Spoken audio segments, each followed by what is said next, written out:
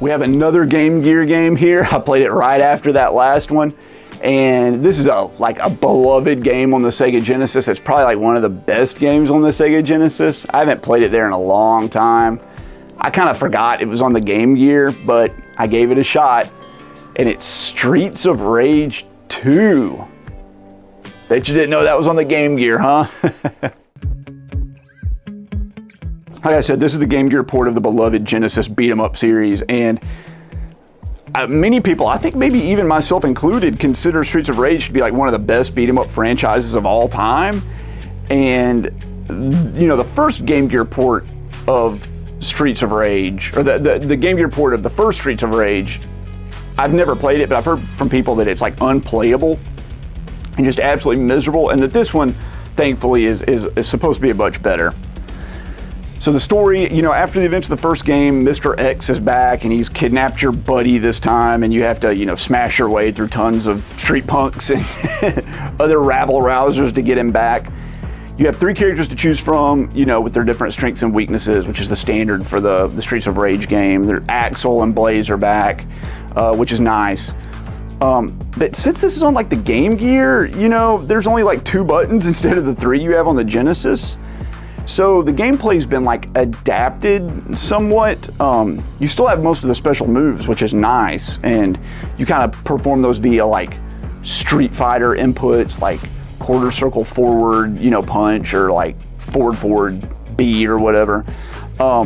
And it works pretty well here, but it can be a little tricky to pull it off. I will say this, it was very tricky to pull it off on the emulator footage you're seeing here. I had to go back and play it again, of course, to capture gameplay footage, because there's no way to record it from my Game Gear.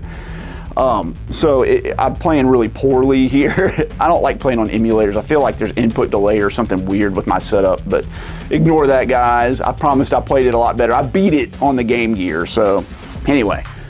The game graphically does look really good. It's colorful, and it really tries to give the feel of like the Genesis game. It's an 8-bit system as opposed to like a 16-bit system, so of course there's going to be some like concessions here and there where you can't really pull it off, but I think they pulled it off pretty well, you know. The music's done by, what's his name? Yuzo Koshiro, like famous 16-bit composer.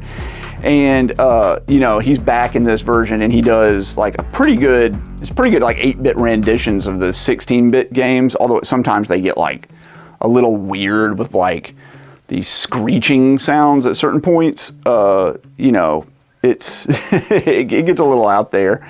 And I have to say, the music in this and these 8-bit renditions are some of the best I've ever heard on the Game Gear. I've only played like, I don't know. You've seen every Game Gear game I've ever played on this channel, guys. Every one of them has been covered thus far, so I think this is the best music out of all of those. And the game does play pretty well. You know, it's a really good handheld port. There are only 5, I think, of the original 8 stages, which is kind of a blessing, because this game can get, and like a lot of beat 'em ups, it can get really tedious. And I start finding myself kind of like zoning out halfway through, and that is the case here, but that's not this game's fault. That's just the fault of like the style of game. It's a lot more fun when you play with somebody else, but there's no way to play with anybody else in the Game Gear. It's fully a solo experience. Some things I really hate about the game, though, is that like the enemies, they flip and read your inputs, and they react faster than you.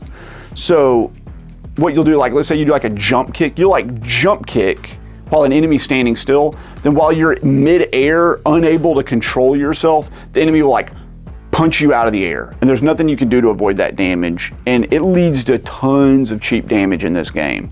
I felt like I was able to kind of like cheese it on the Game Gear myself, but on the emulator, I was having a hard time just with the controls, and I wasn't able to do nearly as well. Also, the enemies, and you can see that here, they will just stun lock the crap out of you. You just keep getting like mercilessly knocked down over and over and over, and they'll like blow through your entire health bar and kill you, and then blow through your health bar, the next health bar, and kill you, and you'll lose like 3 lives, you know, in 8 seconds from some boss just like cheaply hitting you over and over again.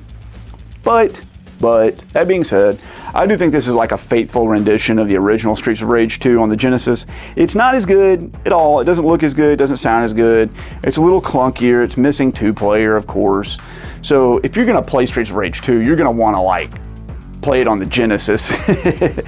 Unless, of course, you know, you like travel back to 1993 and you have no other option, like, which is why this game exists, right? People had to play it on their handheld system. They had no other option, but there are many more options now, guys. So I'm noticing now that it says 2-player on the cart for this. It says 1 or 2-player. I don't know how that works on the Game Gear. Like, could you link the Game Gear systems together? I don't think so. Could you?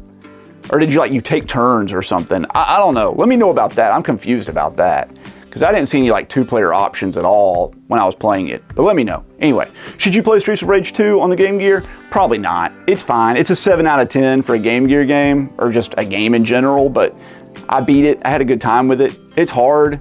I played it on easy. There's easy and hard difficulty, so I guess I took easy as normal.